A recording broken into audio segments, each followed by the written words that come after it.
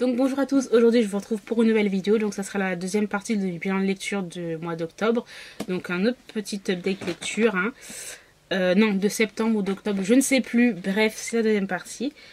Et je vais vous présenter ça tout de suite. Donc on va déjà commencer par une lecture VO que j'ai lue, donc c'est Deep Redemption de Tilly Cole, donc c'est la série Hades Hangman qui est sortie en français chez Milady, donc c'est... Bah, Death Sandman, voilà. Mais moi j'avais commencé la série en fait en VO, donc je la continue et je continuerai à lire en VO parce que les couvertures sont juste magnifiques, voilà. Alors ce tome-ci là, il était tellement bien, il était vraiment super. Je sais pas si je peux vous en dire plus parce que ça va spoiler clairement toute la série. Si vous n'avez pas lu le premier tome, alors là, si je vous en dis un peu trop là, ça va spoiler toute la série. Et même l'auteur nous le dit. Elle nous dit ouais, ne dites pas, ne parlez pas si les personnes n'ont pas lu genre le premier tome, ne parlez pas parce que ça va clairement plomber tout le truc. Il y aura plus de suspense, il y aura plus de surprise. Mais voilà, c'est un univers de bikers, de sectes. Et dans ce tome-ci là, on a des prophètes, voilà, on a des prophètes. C'est des gens qui... En fait, on a des révélations aussi sur la secte. Qu'en fait, voilà, comme je le disais, ce sont des gens, des manipulateurs en fait. Voilà, ce sont des manipulateurs, ce sont des gens qui ont déjà psychologiquement des dérives, voilà, c'est pas ça. Et en fait, ils vont utiliser en fait la religion, ils vont utiliser la façon dont comment ils vont utiliser la religion pour en fait faire tout ce qu'ils veulent. Et la plupart du temps dans les sectes, parce que je me souviens que j'avais regardé, parce que j'aime trop regarder, je sais pas, mais moi j'adore regarder les documentaires sur les sectes. Et quand tu regardes, à chaque fois on te dit que le prophète là, le gars là qui genre qui se prend qu'il a eu la parole de Dieu, Dieu nous a dit de faire ci, faire ça. Le gars, c'est un déviant, voilà, c'est un prédateur sexuel, c'est un pédophile, c'est un gars qui, voilà. Et là-dedans, c'est ce qu'on nous dit, parce que bon, voilà, il y a vraiment une grosse révélation, je vous en dirai pas plus. Mais voilà, et là, on a des trucs, tu te dis, voilà, les gens, comment ils se font manipuler, parce qu'en fait, ils croient à quelque chose. Et les gens, à cause de cette croyance, en fait, vont faire ce que le prophète dit de faire. Et ça fait penser un petit peu à tous les attentats, à tous les trucs, etc. On fait ça au nom de Dieu, on fait ça au nom de... Voilà. Et là, c'est ça, c'est tout... En fait, franchement, dans cette secte, c'était vraiment morbide, sordide, très sexuel. Enfin, utiliser des enfants de 8 ans, genre pour dire que c'est en fait une sorte pour comment il disait ça? Attends, je crois il y a le vocabulaire qui est là-dedans, parce qu'avant il y a toujours le vocabulaire là, les sœurs sacrées, c'est plus, c'est un truc de préparation. Oh bon, je sais pas, là il n'y a pas écrit. Ouais, attendez, ouais.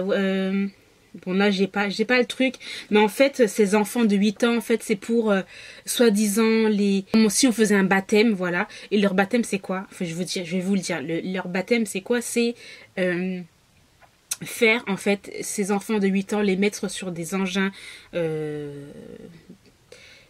torture, écarter les jambes et en fait voilà et tous ces gens là, ces violeurs pédophiles, voilà. Voilà.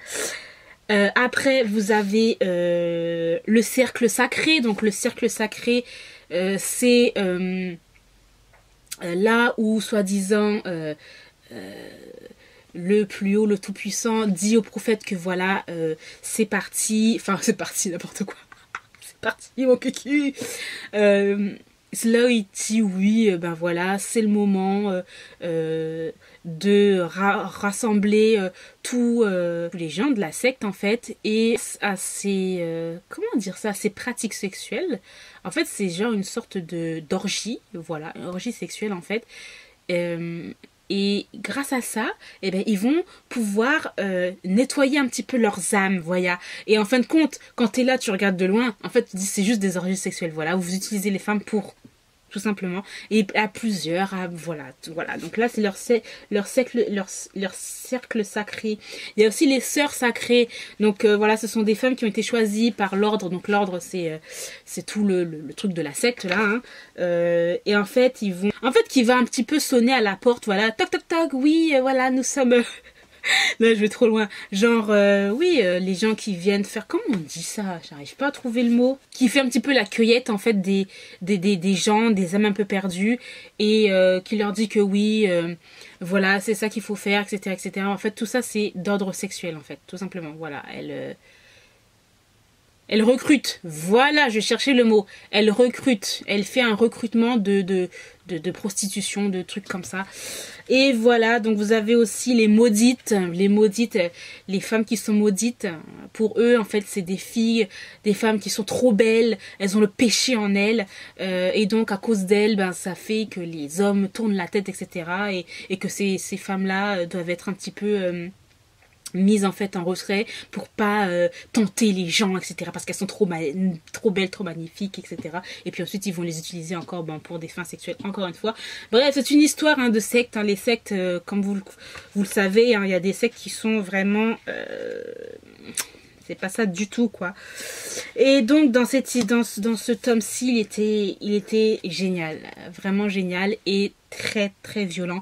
Donc la série Hades Augment, c'est une série dark romance, et ça c'est vraiment une dark romance, hein. Mais clairement il y a beaucoup trop de choses qui peuvent choquer les lecteurs, et il faut être prêt à lire ça. Clairement, c'est pas genre oh, tranquille et tout, parce que c'est quand même assez détaillé, et ce sont des choses, parce que même l'auteur nous le dit, c'est qu'est-ce qu'elle a fait des recherches dessus. Elle a fait je crois qu'elle a fait une sorte de thèse là-dessus, sur les sectes, etc. Et ouais, ce qui se passe dans ce livre-là, les pratiques qui ont été évoquées, ce sont des pratiques qui ont été faites aussi dans des vraies sectes. Donc voilà, et c'est pour ça qu'il y a des gens qui essayent de s'enfuir de là-bas, etc. Et voilà, donc franchement, j'adore cette série, mais il faut être préparé. Il faut être préparé quand même psychologiquement, parce que c'est une série très très très forte en émotions, et très violente et très sombre, parce qu'il y a tellement de choses. Des fois, t'as envie de vomir, wesh. Franchement, il y a trop de trucs, mais trop bien. Voilà, et d'ailleurs la couverture est magnifique, parce qu'il y a tout en fait qui est bien mis là-dedans. Et voilà, et en fait sur chaque tome, c'est sur différents bikers et différentes de femmes, parce que c'est une romance, hein. Faut pas oublier que c'est une romance. Donc voilà pour ça. Alors ensuite, je vais mettre à côté, parce que j'ai lu des e-books. Alors j'ai lu Sulfurous, donc c'est le tome, je sais pas, je pense que c'est le tome 2.5 ou bon, une nouvelle entre des tomes de la série de L.J. Chen. Alors il est où le tome là? Bah je sais pas où je l'ai mis, le tome. Ah voilà, voilà, de la série Sinners. Voilà. Et je pense que ça doit être le tome 1 ou le tome... je pense que ça doit être le tome... Entre le tome 1, 2 ou 3, bref, voilà. Et c'est Sulfurous, donc je l'ai lu en e-book. Cette nouvelle-là, elle est qu'en e-book, si je me trompe pas. Donc en fait, c'est l'histoire d'un professeur et de son élève. Voilà, une histoire taboue. Déjà, la série Sinners, ben, c'est vraiment des personnages déjà qui sont un petit peu dur, un petit peu sombre, hein, on va dire ça comme ça. J'avais hâte de lire, parce qu'en fait, dans leur groupe, là, ils sont à 4. Et dans leur groupe, on n'avait pas encore l'histoire, parce que moi, j'ai les autres tomes hein, de la série. Et en fait, on n'avait pas l'histoire d'un certain personnage. Et ce certain personnage-là, on savait déjà qu'il était déjà en couple. Mais on n'avait pas une histoire, comment ça s'était fait, etc. Et là, en fait, on a tout le déroulé. Et j'ai été déçue, parce que j'ai trouvé que c'était un tome où il y avait que ça. Il y avait que... des scènes de relations sexuelles, etc. J'ai envie de dire, ok, d'accord, vous pouvez en mettre quelques-unes par-ci, par-ça, la tension, etc., romance, blablabla. Mais là, j'ai trouvé ça too much. Donc, je trouve ça vraiment trop dommage. Après, franchement, je m'attendais à autre chose, en fait, et j'ai trouvé même de la part du professeur, que ce soit de la part du professeur, que ce soit la part de l'élève en fait, c'était malsain. De toute façon, c'est une série de toute façon nu adulte malsaine. Donc voilà. Donc ben j'ai pas aimé en fait, hein, clairement j'ai pas aimé cette nouvelle là. J'ai lu le tome 2 des Insurgés, donc là c'est de Elle Kennedy, je crois, si je me trompe pas. Parce que j'avais lu le tome 1 en livre et après celui-là je l'ai donné en concours parce que ça l'avait pas fait et je me suis dit je vais pas payer 18 € pour ça. Clairement pas, parce qu'on était dans un mode post-apocalyptique, ils avaient leurs propres règles, leur propre monde, etc. etc. Et j'ai trouvé ça assez intéressant, on va mélanger ça avec de la romance, etc.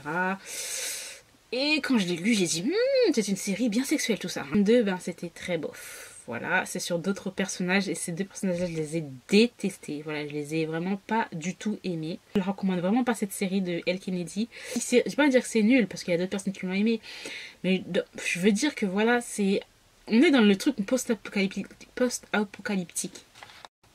Elle aurait pu en fait développer ça, ce monde-là. Là, on les voit, genre, ils sont tous en train de soi-disant... J'ai l'impression que c'est plus une sorte de je sais pas, comme si elle se justifiait l'auteur de... On va mettre un truc genre un monde post-apocalyptique, histoire de voilà. Mais elle s'attarde plus sur les relations entre les personnages, sur la romance, est très portée sur le sexe. Donc bon, moi franchement ça m'a pas du tout intéressée. Donc voilà, donc j'ai bien fait de ne pas continuer la série en livre. Je préférais mettre mes 18 € autre part, clairement. Ensuite, j'ai lu Dollar, donc le tome 1, donc c'est de, je ne sais plus, vous avez de toute façon le nom qui est là. Je crois que c'est de Pepper Winter, de la dark romance, et c'est vraiment de la dark de chez Dark Romance. Nous sommes dans le monde d'esclaves, de vente, de trafic humain, etc. On a un personnage qui a été enlevé et qui a été acheté par un milliardaire, multimilliardaire, multimilliardaire pour être son esclave sexuel. Et c'est juste horrible. Horrible, j'ai jamais lu un livre comme ça. Et pourtant j'en ai lu des livres, mais là c'était vraiment de la dark romance de chez la dark romance. Vous voyez la couverture comment elle est? T'as l'impression que c'est un truc soft, ça, c'est une romance comme les autres. Mais franchement, ça va loin. Et en fait, c'est l'auteur a bien détaillé tout. Au début, voilà, elle faisait des petites connotations, etc. Et après, voilà, le personnage se fait frapper. Quand elle se fait frapper, ben, l'auteur détaille ça, mais d'une façon où t'as envie de vomir, t'as mal en fait pour la personne. Genre que le gars lui casse le doigt, le gars lui casse... Enfin, c'est juste horrible. Et voilà, c'est pas le syndrome de Stockholm, mais clairement pas avec ce premier-là. Mais je pense qu'il va y avoir un syndrome de Stockholm avec un autre personnage qui est lui aussi, ben voilà, on sent que c'est un personnage qui a vécu dans la rue et qui a réussi après professionnellement et qui, ben, il y a une histoire encore d'armes, d'argent, oui, les trucs là, les business un peu bizarres, flous, noirs là et tout. Il a réussi là-dedans. Et je crois que c'est un vendeur d'armes, un trafiquant d'armes et un vendeur. Et c'est comme ça qu'il a réussi à faire son truc. Et lui, il va essayer de l'enlever. Donc elle va passer un agresseur à un autre agresseur. Mais on sent que le gars, voilà, c'est un petit peu contrôlé, etc. Et ouais, on termine le tome 1 là-dessus. Et ouais, c'est vraiment pour public averti, donc je ne le conseille pas à tous. Je continuerai la série parce qu'il y a déjà 4 tomes de sortie, je crois, ou 5 tomes. Après, niveau lecture, c'est assez difficile à lire, dans le sens où, en fait, l'écriture de l'auteur n'est pas fluide. Donc, des fois, tu as l'impression que c'est fait sans sentiment. De toute façon, c'est dans la collection Romantica. Et je trouve que tous les Milady dans leur collection Romantica, enfin, en tout cas, moi, personnellement, je trouve, il n'y a pas de sentiment. En fait, tu ressens pas les sentiments, vraiment. C'est plus mécanique. Que ce soit même dans des scènes épicées ou pas. Voilà, j'ai terminé pour ce petit bilan lecture de la deuxième partie. Donc je ferai... Il y a d'autres livres que j'ai lus encore, donc bon, ça sera dans mon prochain bilan lecture, voilà. J'espère que cette vidéo vous aura plu. N'hésitez pas à me donner votre avis sur certains livres que je vous ai présentés. Et je vous retrouve très bientôt. Bye!